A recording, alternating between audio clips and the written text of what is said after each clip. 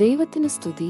ഇന്ന് 2024 സെപ്റ്റംബർ മാസം 28 സിറോ മലബാർ സഭയുടെ ആരാധനാ കലണ്ടർ അനുസരിച്ചു ഇന്ന് ഏലിയ സ്ലീവ മൂശക്കാലം 5-ാം ശനി അഥവാ സ്ലീവ 2-ാം ശനി.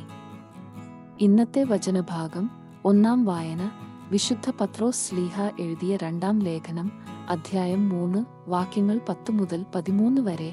പുതിയ ആകാശവും പുതിയ ഭൂമിയും കർത്താവിന്റെ ദിനം കള്ളനെപ്പോലെ വരും. അപ്പോൾ ആകാശം വലിയ ശബ്ദത്തോടെ അപ്രത്യക്ഷമാകും, മൂലപദാർത്ഥങ്ങൾ എരിഞ്ഞു ചാമ്പലാകും, ഭൂമിയും അതിലുള്ള സമസ്തവും കത്തിനശിക്കും. ഇവയെല്ലാം നശ്വരമാകയാൽ വിശുദ്ധിയോടും ദൈവഭക്തിയോടും കൂടെ ജീവിക്കുന്നതിൽ നിങ്ങൾ എത്ര ശുഷ്കാന്തിയുള്ളവരായിരിക്കണം. ആകാശം തീയിൽ വെന്തു നശിക്കുകയും മൂലപദാർത്ഥങ്ങൾ വെന്തുരുകുകയും ചെയ്യുന്ന ദൈവത്തിന്റെ ആഗമനദിനത്തെ പ്രതീക്ഷിക്കുകയും ത്വരിതപ്പെടുത്തുകയും ചെയ്യുവിന്.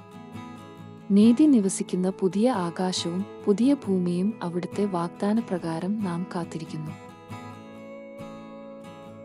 വിശുദ്ധ മത്തായി അറിയിച്ച നമ്മുടെ കർത്താവീശോ മിശിഹായുടെ പരിശുദ്ധ സുവിശേഷം അധ്യായം 4 വാക്യങ്ങൾ 12 മുതൽ 17 വരെ. സ്വർഗരാജ്യം സമീപിച്ചിരിക്കുന്നു. യോഹന്നാന് ബന്ധനസ്ഥനായെന്നു കേട്ടപ്പോൾ യേശു ഗലീലയിലേക്കു പിൻവാങ്ങി. അവൻ നസറത്തു വിട്ടു സെബുലൂണിന്റെയും നഫ്താലിയുടെയും അതിർത്തിയിൽ സമുദ്രതീരത്തുള്ള കഫർനാമിൽ ചെന്നു പാർത്തു.